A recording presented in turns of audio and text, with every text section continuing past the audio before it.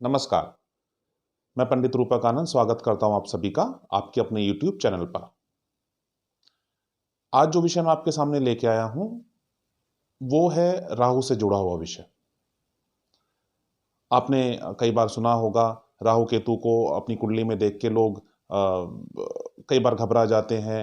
कई बार ऐसा सोचते हैं कि इनका प्रभाव या इनका प्रकोप कुंडली पे पड़ता है और ये भी पाप ग्रह होते हैं शनि मंगल की तरह, तो हमेशा ये बुरा ही प्रभाव आपकी कुंडली पे डालते हैं। ऐसा भ्रांतियां प्रायः लोगों में होती हैं। उसी भ्रांतियों से जुड़ी हुई ये वीडियो आपके सामने मैं लेके आया हूं, जिसमें आपको राहु के नैसर्गिक स्वभाव के बारे में तो मैं बताऊंगा ही, साथ में 12 कुंडली के 12 भावों के अंदर प्रत्येक भाव में राहु का क्या प्रभाव होता है उसके बारे में भी मैं आपको इस वीडियो में जानकारी दूंगा। तो उम्मीद करता हूं आप अंतिम आखिर तक ये वीडियो देखेंगे और इसमें से जो जो भी जुड़ी जानकारियां हैं उससे अगर आपकी भ्रांतियां दूर हो सकें या आपका जो गलतफहमी है राहु के प्रति वो दूर हो सके, तो मैं समझूंगा कि ये वीडियो सार्थक हुआ। देखिए, हम सभी जानते हैं राहु एक छाया ग्रह है। ब्रह्मांड में उसका कोई अस्तित्व नहीं है। 9 ग्रह माने जाते हैं राहु केतु के मिलाकर, और 7 ग्रहों का ही प्रभाव, 7 ग्रहों का ही अस्तित्व ब्रह्मांड में होता है। राहु केतु को कोई अस्तित्व नहीं होता। फिर प्रश्न ये उठता है कि ये आपकी कुंडली में इतना असर कैसे डालते हैं। तो राहु केतु बहुत ही आश्चर्यजनक प्रभाव आपकी कुंडली में डालते हैं और इनका जो स्वभाव होता है, इनका नैसर्गिक स्वभाव पाप ग्रह की श्रेणी में ही आता है। जैसे हम शनि को कहते हैं, जैसे हम मंगल और सूर्य को कहते हैं। इसके बारे में मैं आपको बता देता हूं कि सूर्य मंगल शनि राहु केतु इन सबको लोग पाप ग्रह मानते हैं। अखबारों में लिखा होता है यहाँ वहाँ से छोटी मोटी जानकारी निकाल के, बट मैं आपको बता देता हूँ पाप ग्रह की श्रेणी अलग होती है और क्रूर ग्रह की श्रेणी अलग होती है।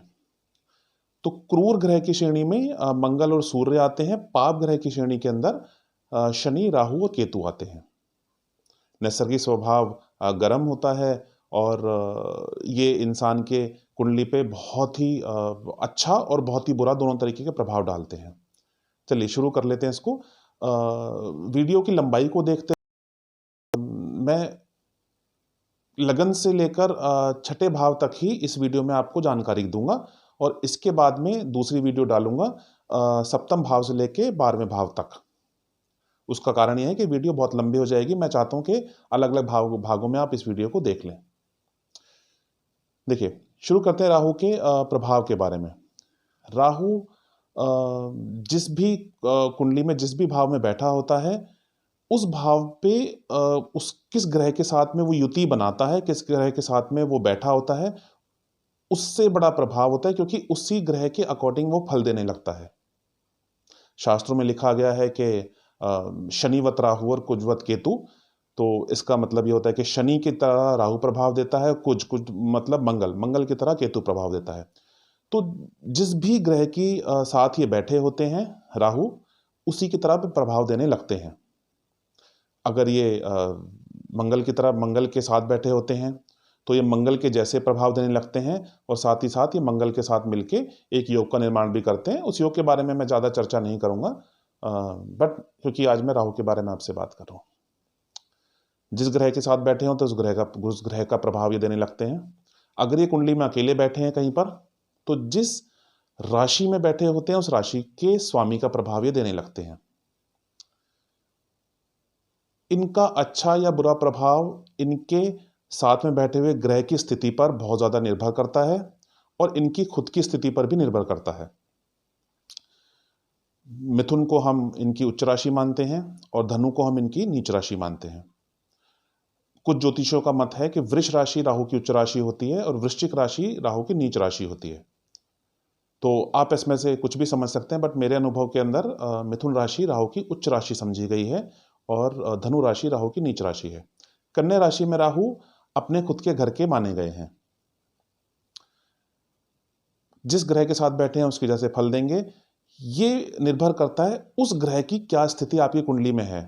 मान लीजिए अगर बृहस्पति के साथ ये कहीं पर बैठे हुए हैं तो गुरु चांडाल योग तो बनाते हैं, मगर अगर बृहस्पति की स्थिति आपकी कुंडली में अच्छी है, बृहस्पति उच्च के हैं, मूल त्रिकोण राशि के हैं, या अपनी खुद की राशि के बैठे हुए हैं, उसके साथ अगर बृहस्पति होता है और अगर डिग्री वाइज बृहस्पति अगर ज़्यादा पावरफुल राहु से होते हैं, तो राहु बहुत ही आश्चर्यजनक फल देता है। गुरु के मतलब बृहस्पति के जो भी आपकी कुंडली में प्रभाव होते हैं उस प्रभाव को कई गुना बढ़ा देता है। तो इसका मतलब वो अच्छे फल देने लगता है। अगर वो बृहस्पति के साथ राहु देव बैठे हैं और अगर बृहस्पति की स्थिति आपकी कुंडली में अच्छी नहीं है तो उसकी नेगेटिव स्थिति को राहु और बढ़ा देगा। इसका मतलब उनकी नेगेटिव स्थिति में इजाफा कर देगा, उसमें नेगेटिव स्थिति में बढ़ोतरी कर देगा, और जब वो पॉजिटिव है तो उनकी पॉजिटिव स्थिति में बढ़ोतरी कर देगा। राहु का यही काम कुंडली में होता है। अब बात कर लेते हैं राहु के लगन से लेकर छठे भाव तक के बारे में। देखिए, जब भी राहु लगन, तो लगन क्या होता है, जैसे मैंने पहले वीडियो में बताया, लगन आपके खुद के व्यक्तित्व के बारे में बयान करती है, आपके व्यक्तित्व को रिफ्लेक्ट करती है। आपका सोशल दायरा जो है वो किस तरह से होता है, और आपके लोग आपके बारे में क्या बातें करते हैं, आपकी छवि उन लोगों के बारे में क्या है, ये आपके लगन से निर्धारित होता है। तो राहु अगर लगन में बैठे होते हैं, तो क्योंकि राहु एक पाप ग्रह की श्रेणी में आते हैं, तो ये आपके व्यक्तित्व को दोस्ती की तरह, दोस्ती वाला व्यवहार आपका नहीं रखते हैं। आपके जो भी रिलेटिव हैं, आपके जो भी एक दायरा जो होता है सामाजिक, उसमें ये थोड़ा सा आपको कुप्रभाव रखते हैं आपका। ठीक है, आपके मन के अंदर, आपके मन और आपके जो थॉट होता है उसके अंदर ये हमेशा एक असमंजस की स्थिति आपको रखते हैं। आपको निर्णय लेने में ये दिक्कत पैदा करते हैं। क्योंकि राहु एक पाप ग्रह है तो ये शारीरिक कष्ट का कारण भी बनता है, क्योंकि लगन जो है उससे आपका शरीर भी देखा जाता है। अगर ये अच्छे ग्रह के साथ लगन में बैठे हैं तो ये अच्छा फल तो वहां पर दे सकते हैं, मगर इनका नैसर्गिक स्वभाव ऐसा है कि वहां पर ये आपको अच्छे फल नहीं देते हैं। देखिए, अब वहां पर दृष्टि की हम बात भी कर लेते हैं। राहु की सातवीं दृष्टि जो है वो सप्तम भाव पे पड़ती है, और सप्तम भाव में क्योंकि 180 डिग्री के अंदर हमेशा केतु विराजमान होते हैं, तो अगर लगन में राहु हैं तो केतु हमेशा सातवें भाव में होंगे। तो सातवें भाव में बैठकर केतु की दृष्टि लगन पे पड़ती है, लगन भाव में राहु की दृष्टि के सप्तम भाव पे पड़ती है, तो ये आपके विवाह के लिए भी एक अच्छा योग नहीं माना जाता।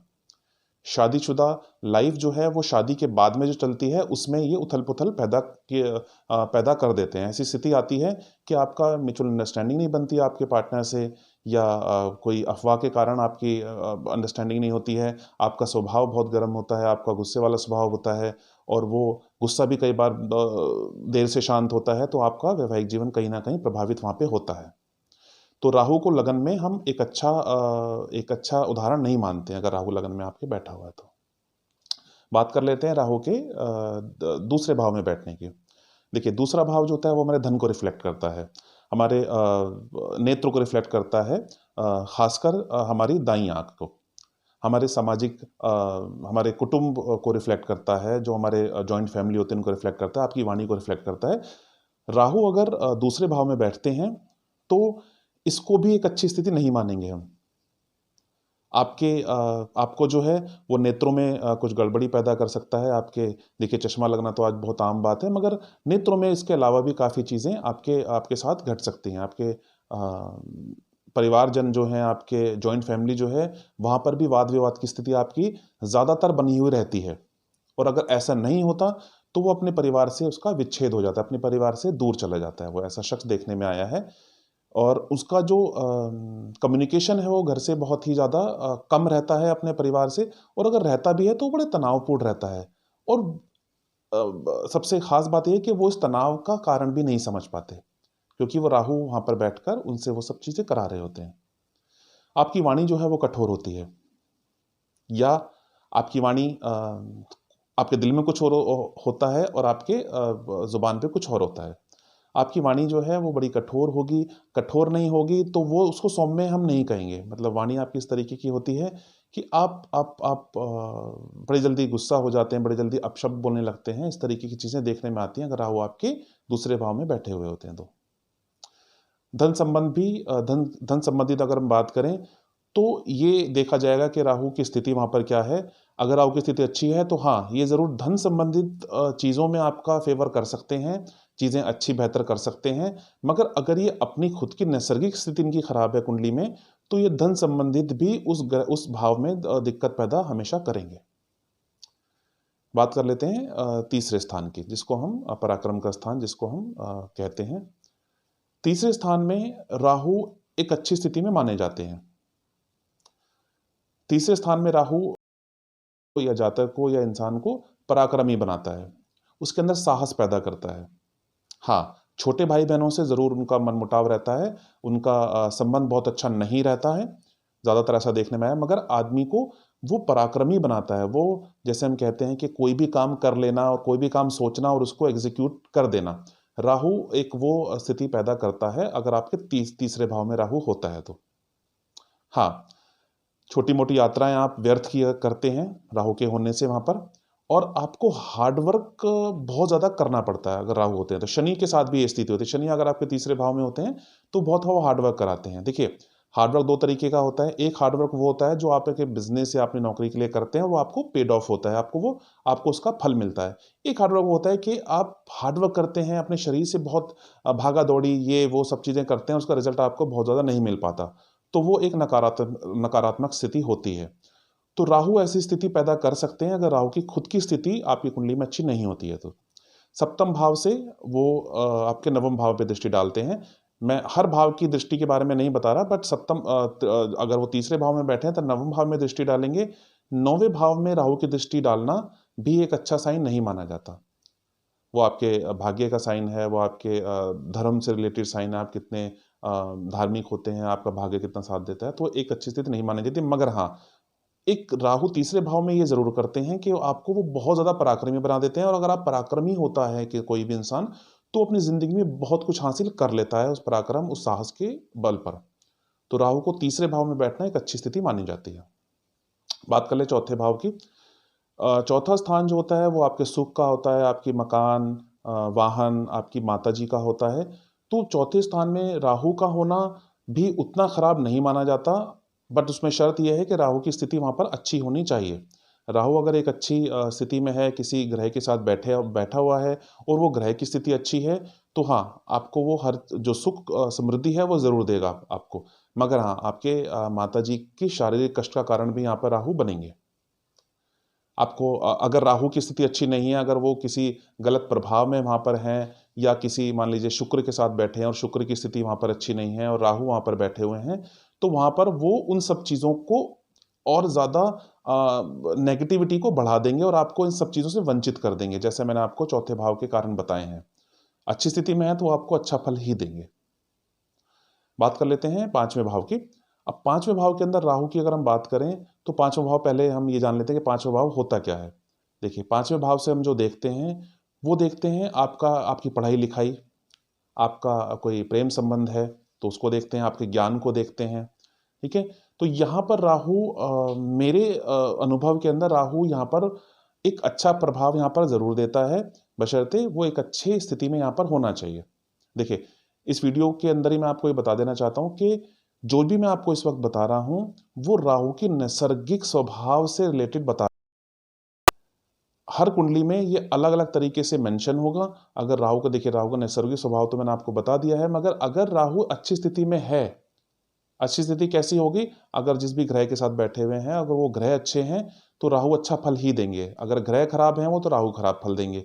अगर ग्रह भी खराब हैं, राहु खुद भी खराब है, नीच राशि में बैठे हुए हैं या डिग्री वाइज कमजोर हैं, तो वो अब मान के चलिएगा 110% उस भाव से रिलेटेड आपको बुरे फल देने वाले हैं। तो पांचवें भाव का भी है, पांचवें भाव का मिला जुला असर यहाँ पर होता है। हाँ, ये आपके संतान में बाधा पैदा करते हैं, ये बिल्कुल आप नोट कर सकते हैं इस बात को। हमेशा देखने में आया है कि पंचमस्त राहु जो होते हैं वो संतान में बाधा पैदा करते हैं। मगर क्या है कि ये आपको आपको आपको पढ़ाई लिखाई संबंधित आपको आगे लेके जरूर जाते हैं, आपको हाई स्टडी करवाते हैं अगर अच्छी स्थिति में होते हैं। मगर अगर पंचम स्थान में राहु बैठे हुए हैं तो आपके प्रेम संबंध में आपको कटु वचन बोलने वाले ये बना देते हैं। मतलब आपके पार्टनर से, अगर आप महिला हैं या पुरुष हैं, तो आपके जो भी पार्टनर होते हैं तो वो उनसे आपके जो बॉन्डिंग है वो बहुत अच्छी नहीं होती है, क्योंकि राहु वहाँ पर अपना अपना जो असर है, अपने नैसर्गिक असर वहाँ पे दिखा रहे होते हैं। तो 5वें राहु का भी हम कुंडली देखकर ही पता लगा सकते हैं कि वो किस स्थिति में है। वैसे 5वें राहु का जो 5वें स्थान में राहु का जो बैठना होता है वो मिला जुला असर अपना प्रदान करता है। छठे स्थान में राहु की बात हम कर लेते हैं। देखिए, छठे स्थान में राहु भी मिला जुला असर देंगे, बट जो सबसे ज़्यादा वो करेंगे ही करेंगे उसके बारे में बात कर लेता हूँ। देखिए, सबसे पहले तो आपके दुश्मनों का वहाँ पर वो नाश कर देते हैं। छठे भाव से राहु का संबंध, आप मान के चलिए कि आपके दुश्मन, आपके राइवल, देखिए दुश्मन का मतलब वो नहीं है जो अस्त्र शस्त्र लेके आपके सामने खड़े। दुश्मन का मतलब होता है कि आपके काम की स्थिति में, आपके काम की जगह पर या आपके आसपास आपके राइवल्स होते हैं, आपके कंपटीटर होते हैं। कुछ वो लोग होते हैं जो आपके बारे में अच्छा महसूस नहीं करते, जो अच्छा नहीं बोलते, वो आप पर हावी नहीं होंगे अगर छठे भाव में आपके राहु बैठे हुए हैं तो। इसको हम शत्रुहंता योग कहते हैं। शनि के होने से बनता है, क्योंकि शनिवत राहु, ये एक शास्त्रों में कहा गया है। तो शनि के जैसे प्रभाव राहु भी देंगे, तो राहु के छठे भाव में होने से भी शत्रुहंता योग का निर्माण होता है। तो वहां पे शत्रु आप पे हावी नहीं होंगे, मगर वो आपके शारीरिक कष्ट का कारण बनेगा, क्योंकि वो रोग ऋण शत्रु का भाव होता है छठा। अच्छा भाव नहीं माना जाता, शुभ भाव होता है। तो वो आपके शारीरिक कष्ट का कारण वहां पर जरूर बनेंगे राहु। ऋण, अगर आपके छठे भाव में राहु हैं तो ऋण लेते वक्त आपको बहुत ही सावधानी बरतनी चाहिए, और ऋण देते वक्त भी बहुत सावधानी बरतनी चाहिए। राहु के बुरे प्रभाव में ऋण देते हैं तो वो वापस आने के चांसेस उसके बहुत कम होते हैं। और अगर आप ऋण लेते हैं राहु के बुरे प्रभाव में, तो वो आप चुकाने में बहुत ही ज़्यादा विलंब होता है, ऐसा देखने में आया है। तो छठे भाव को राहु भी मिलो जुलो असर देता है, बट 70% अगर देखा जाएगा तो छठे भाव का राहु खराब ही असर देता है। अगर हम दृष्टि की बात करें तो वो अपनी 7वीं दृष्टि से आपके 12वें भाव को देख रहा होता है, व्यय का भाव है, वहाँ पे व्यय बढ़ा देता है। राहु की जो दृष्टि की बात करें तो 5वीं 9वीं भी होती है। तो हालांकि आज मैं दृष्टि की बात नहीं कर रहा हूँ। तो राहु छठे भाव में भी बहुत अच्छा फल नहीं देता। तो ये हो गया लगन से लेके छठे भाव में राहु का फल। आप मेरी अगली वीडियो ज़रूर देखिएगा, उसमें मैं सप्तम भाव से लेके 12वें भाव में राहु के फल बताने वाला हूँ। हाँ, अगर आपको अपनी कुंडली का विश्लेषण कराना हो तो डिस्क्रिप्शन में नंबर दिए गए हैं ऑफिस के, आप एक बार वहाँ पे कॉल कर सकते हैं और वहाँ पे आगे की सूचना आपको दे दी जाएगी। और इस वीडियो से रिलेटेड कुछ भी आपके सवाल हों, आप कमेंट बॉक्स में डालिएगा। मैं पर्सनली उनको पढ़ता हूँ और आपके एक एक सवाल का जवाब देने की कोशिश करता हूँ। तो उम्मीद करता हूँ आपको वीडियो पसंद आई होगी। लाइक कर दीजिएगा, शेयर कर दीजिएगा, और अगर आप चैनल पर नए हैं तो सब्सक्राइब कर दीजिएगा और बेल आइकन को दबा जरूर दीजिएगा, जिससे कि मेरी अगली वीडियो आप तक पहुंचेगी। तो बहुत जल्दी आपसे दूसरी वीडियो लेके आता हूं। तब तक के लिए धन्यवाद आपका।